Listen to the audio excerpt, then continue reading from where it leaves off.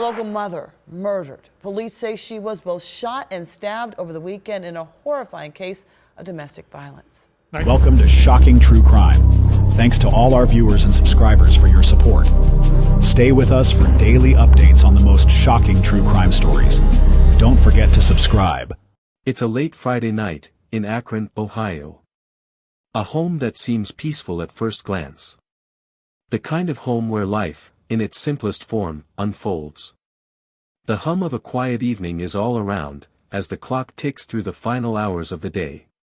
But this night will end in violence, violent enough to destroy everything it touches. Gregory Tillman, a man who once swore to love her, would soon turn on Rebecca Guthrie in a way that would alter their lives forever.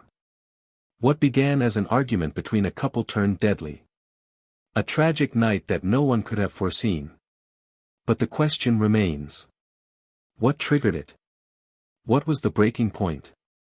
Was it a relationship on the edge of collapse? A momentary flash of rage? Or something far more chilling that had been waiting to be unleashed? The pieces of a fractured relationship collide in a deadly confrontation, leaving nothing but grief in its wake. By 2:10 a.m., Akron police are on the scene. A woman's life has been taken. 2 sons are fighting to survive.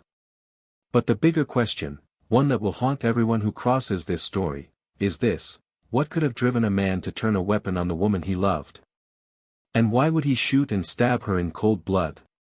In a house on Miles Avenue, a woman is found dead. Rebecca Guthrie, 44 years old, had been shot and stabbed. Her life, snuffed out in an instant. Her sons, Marquis and his brother, were left not just to mourn her death, but to fight for their own lives. A night of violence no one saw coming. What led to this tragedy?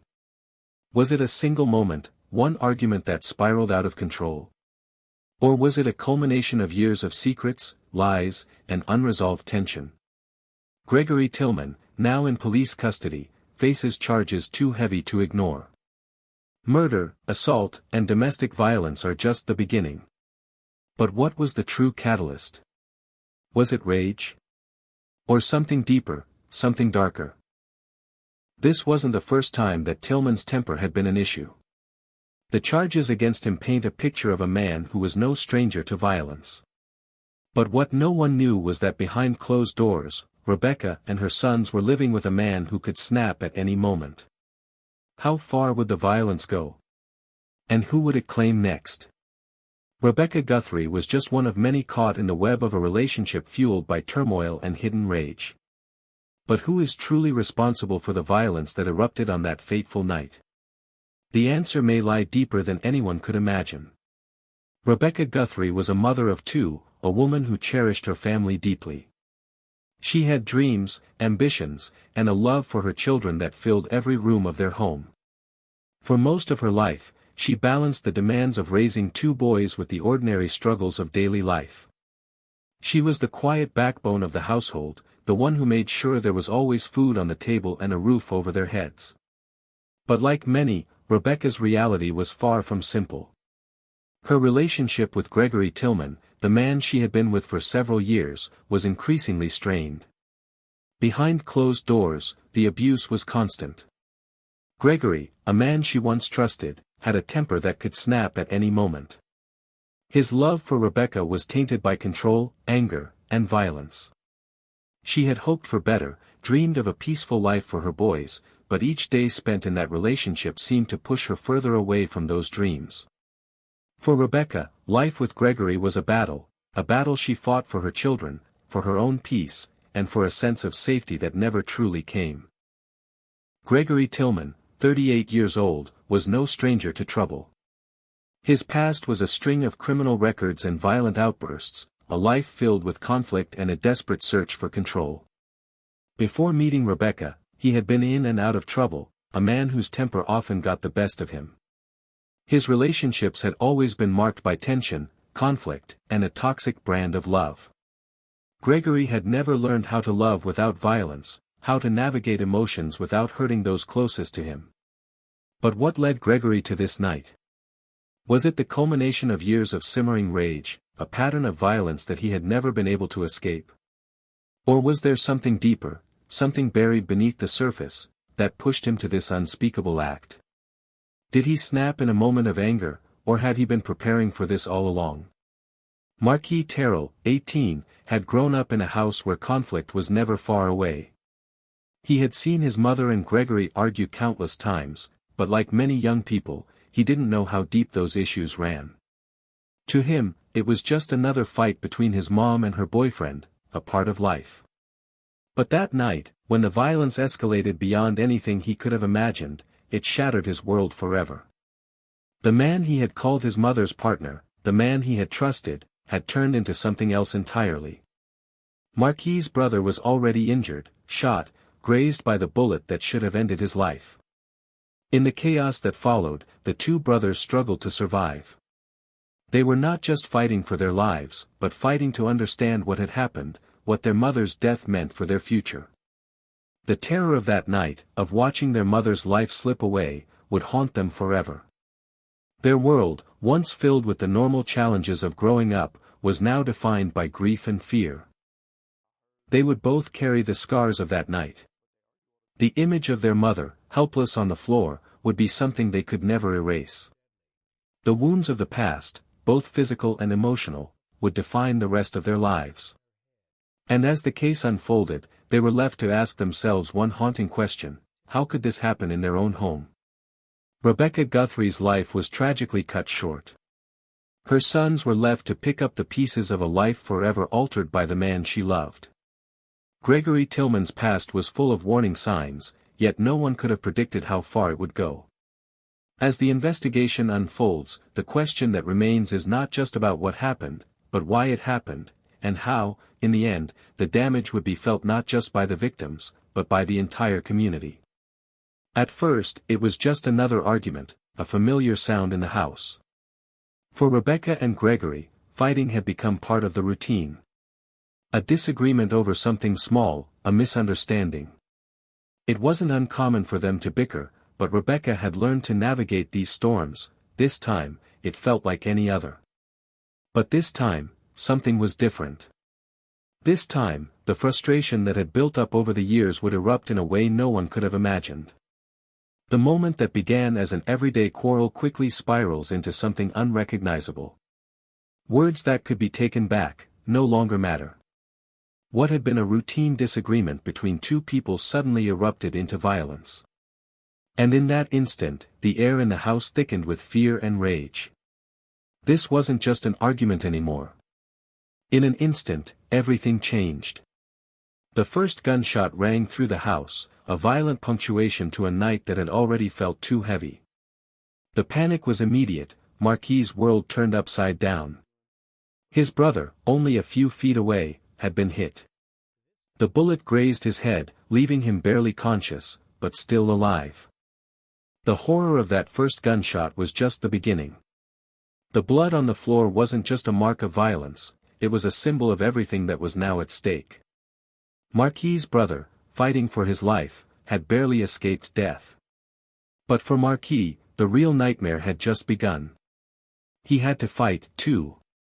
For himself, and for his family. Gregory wasn't finished. After taking a shot at one son, his focus shifted. Marquis, his stepson, was next. The gun pointed at him now, its cold metal gleaming in the dim light. In that instant, time seemed to slow. Gregory was relentless. But fate had other plans. The gun misfired. Once. Then again. The clicks echoed through the house like a heartbeat, sending shockwaves of fear into Marquis. A terrifying moment of uncertainty hung in the air. What would happen next? Would Gregory fix the malfunction, or would the weapon fail him completely? Marquis wasn't waiting any longer. In that split second, he wrestled the gun out of Gregory's hand, a desperate struggle for control.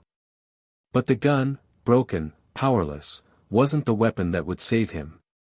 The house, once familiar, had become a battleground. Gregory fled, leaving nothing but a trail of chaos behind. Gregory Tillman had fled. But no one knew where he'd go, or how much farther his rage would take him. The damage was done, and the tragedy had only begun to unfold.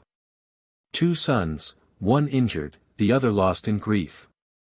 A family torn apart in a matter of moments. But the nightmare wasn't over yet. The frantic call to 911, a young man's voice full of fear. His words echoed in the dispatcher's ear, "My mom's boyfriend shot my brother. He's trying to shoot me."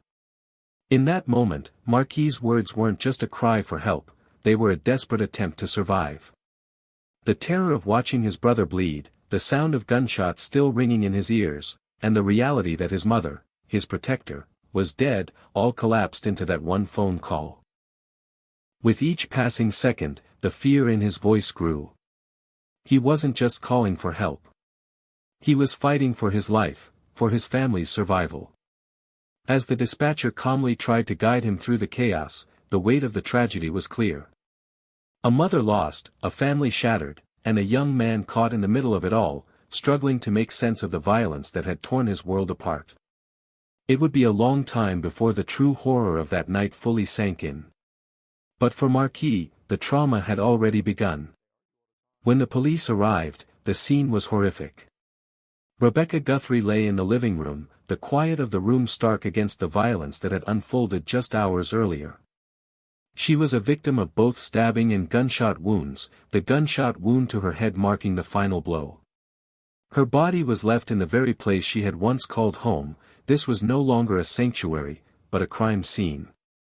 Her life was lost, leaving behind a motherless household and a family torn apart. But the investigation had only just begun. What had led to such a brutal act? Who was responsible, and what were the clues that could tell the story of Rebecca's last moments? Gregory Tillman had fled the scene, but not far. His desperate attempt to escape was short-lived. A manhunt ensued, as law enforcement worked tirelessly to track him down. Tillman, now on foot, tried to vanish into the dark streets of Akron, but the law was closing in. He was found, just a short distance away from the scene of the crime. Arrested, confused, and brought to justice. But questions lingered. What drove him to kill the woman he once called his partner? What was his motive? What pushed Gregory Tillman to commit such a brutal act? At that moment, Gregory's silence left more questions than answers. The truth was buried in layers, and the hunt for the full story would soon begin. What had led to the cold-blooded murder of Rebecca Guthrie? And could it be that this tragedy was only the final act in a much longer tale of violence and control? Rebecca's relationship with Gregory had always been turbulent. On the outside, they appeared like any other couple. They laughed together, raised 2 sons, and shared moments that looked like the promise of a future. But behind closed doors, things were different. The quiet house was often filled with tension, heated arguments, and the unmistakable sense that something wasn't right. What people didn't see were the bruises that didn't make it to the surface, the emotional scars, the quiet manipulation, the subtle but ever-present control Gregory held over her. Rebecca fought to maintain some semblance of peace, hoping that things would improve. But the cycle of abuse never stopped. Gregory's anger was unpredictable, and Rebecca found herself walking on eggshells, trying to avoid conflict for the sake of her children. She knew deep down that something was wrong, but leaving seemed impossible. She loved him, at least, the man she thought he was. Yet, with every argument, every harsh word, and every broken promise, it became harder to remember why she ever thought things could get better. Gregory Tillman wasn't a stranger to violence. His past was marred by a string of legal troubles, assault charges, domestic disputes, and a history of failed relationships.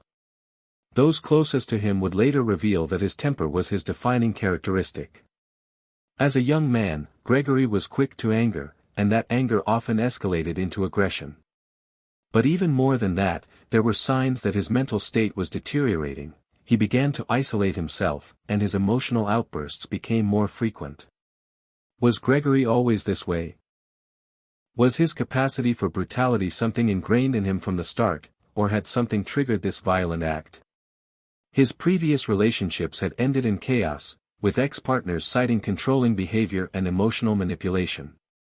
But with Rebecca, it was different. perhaps the rage had grown too powerful, too uncontrollable. Had something in his past set him on a path to this final, tragic night?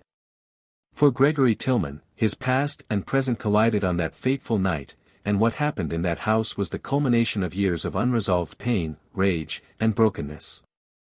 But no one knew how far the anger had reached.